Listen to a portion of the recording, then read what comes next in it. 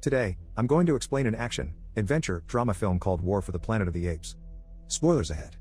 Watch out and take care. Years ago, a scientific experiment gone wrong gave rise to a species of intelligent apes, but it destroyed most of humanity in the form of the flu.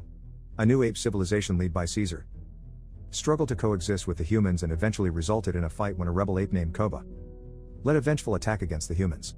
The humans were able to send a distress call to a military base in the north and prompted a ruthless colonel with his battalion to be dispatched and exterminate the apes.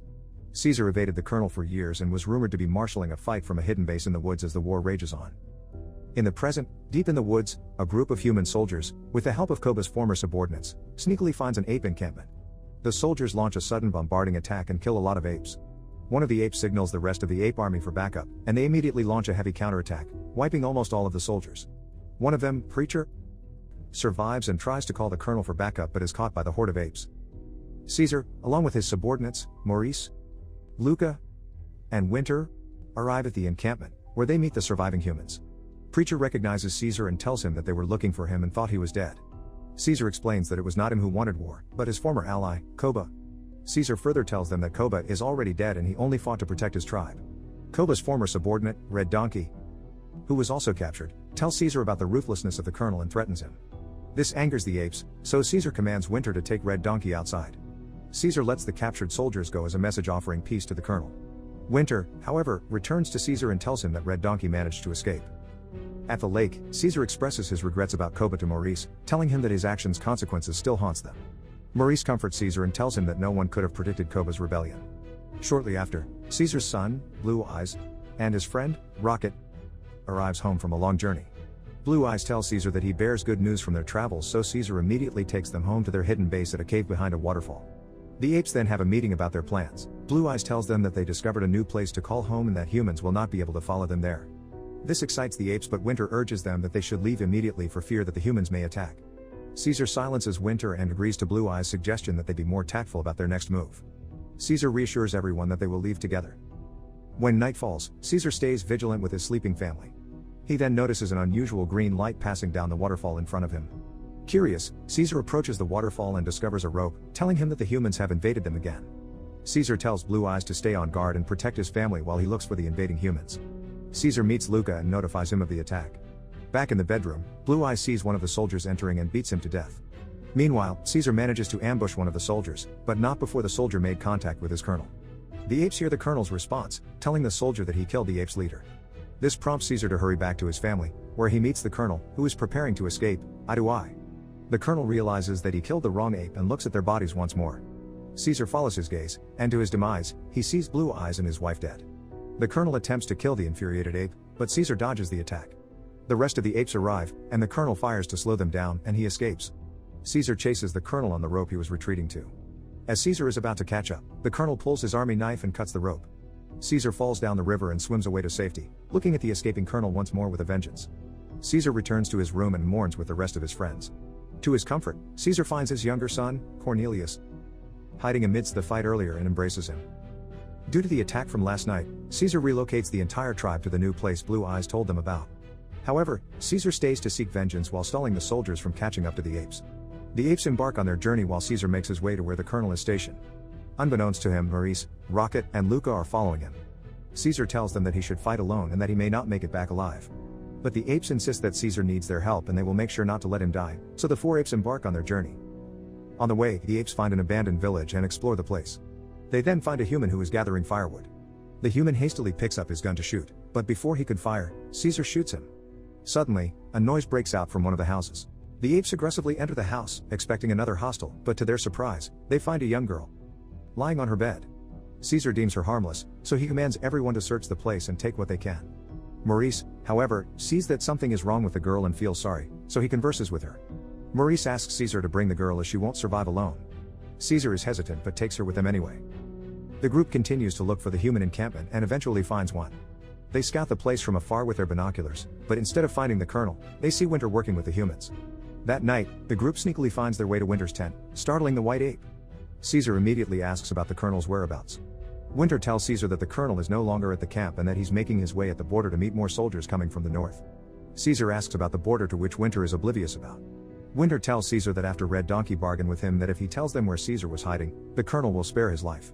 Caesar remembers his family and gets infuriated, telling Winter that his son and wife died because of what he did. Winter gets nervous but notices some soldiers outside his tent, so he attempts to call for help. Caesar and the group immediately stop Winter before he could make a sound. They were able to prevent the soldiers from suspecting, but Caesar accidentally chokes Winter and kills him while holding Winter down. Later that night, Caesar thinks about what he did and feels guilty. His guilt drives him to see Koba's ghost amidst the camp, reminding him that apes don't kill each other. Maurice tells Caesar that the soldiers are leaving, so the group follows them. On a snowy mountainous place, the group finds the soldiers stopping for some reason. Suddenly, they hear gunshots. As they hide, the gunshots continue, and the group wonders where they were shooting at. When the soldiers leave and then the blizzard stops, the group examines the place and finds dead bodies barely buried in the snow. They examine the bodies, removing the sackcloth covering the heads, and finds one of the bodies still alive but in great agony. Caesar tries to ask why he has been shot, but the man can't speak. Caesar then looks back at the young girl and realizes that they are the same. Feeling pity for the man's hopeless state, Caesar ends his suffering. The group loses track of the soldiers, so they try scouting the area from a tower. At the same time, a thief wearing a jacket approaches one of the horses. The girl is distracted by her toy, so the thief tries to steal their belongings. Luca looks down and sees the thief, and lets out a massive roar. The thief steals the horse and makes a run for it. The group immediately makes chase, but the thief is faster. The chase eventually stops when the thief leaves his horse at an abandoned mansion. The group catches up with the thief who has surrendered and shows himself to be an ape. The ape introduces himself as Bad Ape, but he doesn't understand the ape's sign language. Bad Ape tells his story, telling them that he is from the zoo where Caesar was once from. Bad Ape tells them that the other apes died a long time ago and that he is the only one who survived. Bad Ape is happy that he is not alone and thus gives them food to celebrate. Caesar looks at the food and asks Bad Ape where it is from. Bad Ape replies that he found them from the border where the soldiers are. Caesar insists that Bad Ape take them there, but Bad Ape refuses due to his fear. The group stays for the night. Bad Ape asks Caesar about the girl. Caesar replies that the girl has no one but them. Bad Ape tells Caesar that he looks sad and asks him if he has children. Caesar tells him about his family. Bad Ape sympathizes and tells him that he also has a child at the border. Bad Ape makes a deal with Caesar. If they help him find his child, he will take them to the border. The next morning the group leaves for the border with Bad Ape's guide. When they arrive, Caesar commands Luca that they scout the place from a closer distance. But while they are scouting, patrolling humans spot them. Luca pushes Caesar away and kills one of them. The other human threatens to kill Caesar, but Rocket immediately comes to the rescue. Luca is fatally injured from the fight and the group retreats to a safer place. They grieve for Luca as he draws his final breaths. Maurice now pleads to Caesar that he should stop his quest and join the other apes. Rocket objects and insists on avenging Luca. Maurice then frankly tells Caesar that he is becoming more like Koba. Caesar is furious and tells them to join the other apes and goes to the encampment alone. Caesar makes his way to the encampment. Along the way, he finds some of his apes killed and their bodies tied to a stake. Caesar hurries towards the edge to see the encampment, and to his despair, his entire civilization is already imprisoned there. One of the apes behind him is still alive, so he immediately frees him and asks him what happened. The ape tells him that they were ambushed, but the colonel didn't kill them and instead turned them into slaves. Before the ape could finish talking, he dies. Suddenly, Red Donkey hits Caesar from behind the head and knocks him out. When Caesar wakes up, he finds himself inside the encampment with the colonel. The colonel tells him that he's curious why Caesar isn't with the tribe and asks him if he has come to save his apes. Caesar replies that he came to kill him. The colonel then asks him who he killed that night and Caesar answers. The colonel tells him that he meant to come there to kill him and apologizes for his loss. He then asks Caesar how he found him, to which Caesar answers that someone told him and that more soldiers are coming from the north to join him wipe out the apes. The colonel somewhat disregards the matter, and they take Caesar outside and puts him in one of the cages. There are 2 cages, one for the adult and one for the younglings. Caesar sees his son Cornelius calling to him from the younglings' cage. Caesar, at the sight of the apes, rethinks everything and regrets his actions. When morning comes, the soldiers open the cages, and the enemy apes start lashing the prisoned apes, forcing them to do their slave work. It turns out that the apes were forced to build a wall.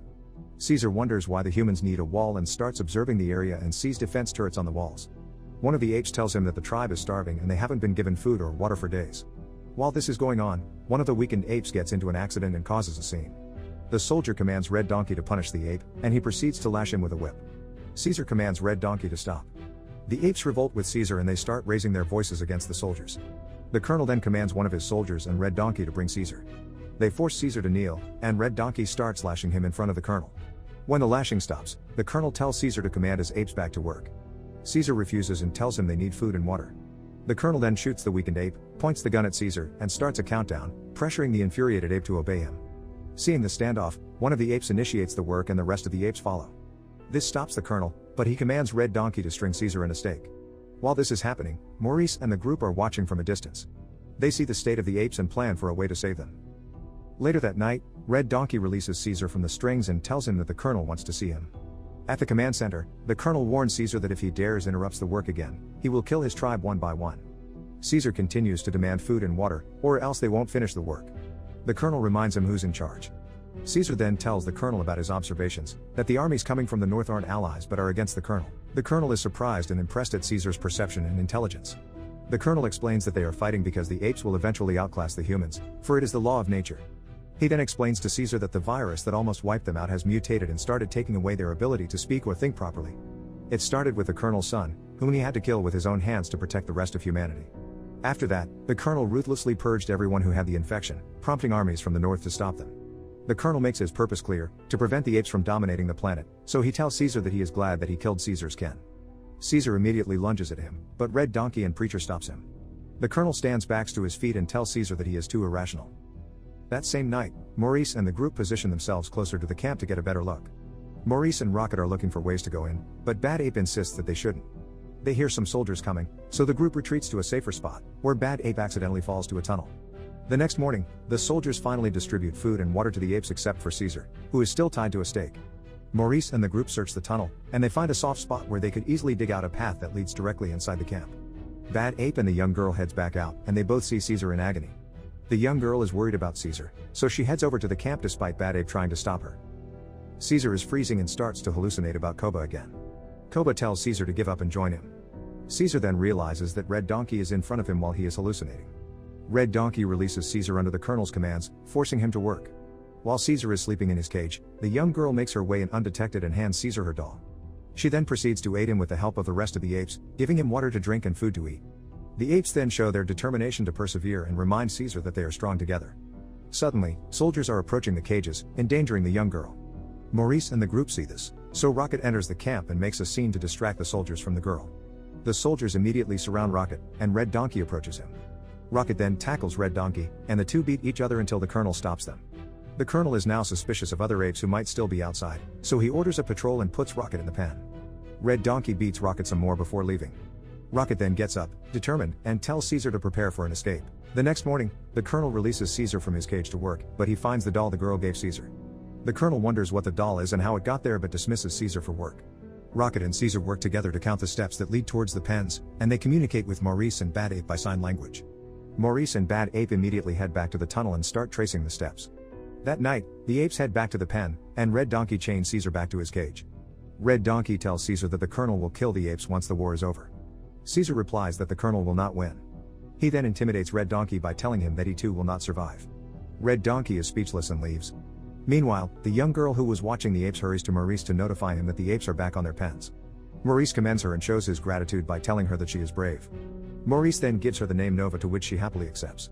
Bad Ape finishes digging the soft ground above, and they sneakily check on the pen. When the soldiers leave the pen, the apes immediately meet Bad Ape to thank him, and he proceeds to introduce himself. Maurice, however, notices that the tunnel is flooding, making them unable to dig towards the younglings. They inform Caesar, and Caesar immediately improvises. The apes taunt the watchman by throwing mud at him, prompting him to enter the pen by himself and threatening the apes. Rocket continues throwing mud at the soldier, baiting him to their pitfall trap and relieving him of his keys and gun. Rocket and Caesar sneakily make their way to the younglings, where Caesar reunites with Cornelius. They then guide the younglings to the main pen, and the apes begin escaping through the tunnel. Caesar, however, stays behind to settle his score with the colonel. Suddenly, the armies from the north arrive and attack the base. The soldiers immediately prepare to defend themselves. Preacher, however, notices that the apes are gone and the pens were empty. Outside the camp, the firing slows down the apes' escape as the enemy jets bombard the walls. Caesar finds himself in the command room and sees the colonel in his bed. Caesar picks up a gun and is about to shoot the colonel. But to his surprise, the colonel is infected and is unable to speak. He sees the doll and realizes what happened. The colonel then pulls Caesar's hand and points the gun to himself, wanting to die. This pressures Caesar, wanting to pull the trigger to exact revenge, but in the end, Caesar couldn't do it, so he puts the gun down and feels sorry for the poor colonel. The agonizing colonel then reaches for the gun and shoots himself. War continues to rage outside when one of the soldiers in the front line alongside Red Donkey spots the escaping apes. They shoot them down, killing a number of them. Caesar heads out and sees this, taking a pack of grenades with him and jumping out. On the front line, Red Donkey starts to realize what he's done and feels sorry for the apes. A soldier commands the donkey to grab a grenade launcher, and while doing so, he sees Caesar running towards them. Caesar is about to throw a grenade at a gas tank when suddenly he gets shot with an arrow by Preacher. Caesar is pinned down, and Preacher is about to deal the final blow, but he explodes. It turns out that Red Donkey used the grenade launcher at Preacher. The soldiers immediately shoot Red Donkey, then immediately fires at Caesar. Caesar dodges the bullets while reaching for the grenades. He successfully throws the grenade at the tanks, blowing the entire place up. Caesar manages to escape through the tunnel. He finds his way outside and sees the northern soldiers arriving at the camp, celebrating their victory. The explosion, however, causes a massive avalanche. This forces the apes to climb on tall trees to avoid the avalanche. The humans are wiped out before they could run. Caesar hastily runs towards a tree, and he survives along with the rest of the apes. The war finally ends, and the apes travel peacefully towards their new home and finally arrive at a beautiful savanna. The ape celebration is cut short when they realize that Caesar's wound did not recover, causing him to lose a lot of blood throughout the journey. Maurice notices this, but Caesar tells Maurice not to worry. Caesar further tells him that they are finally at peace and can go on even without his leadership. Maurice starts tearing up and speaks for the first time, reassuring Caesar that he will preserve his legacy for his son.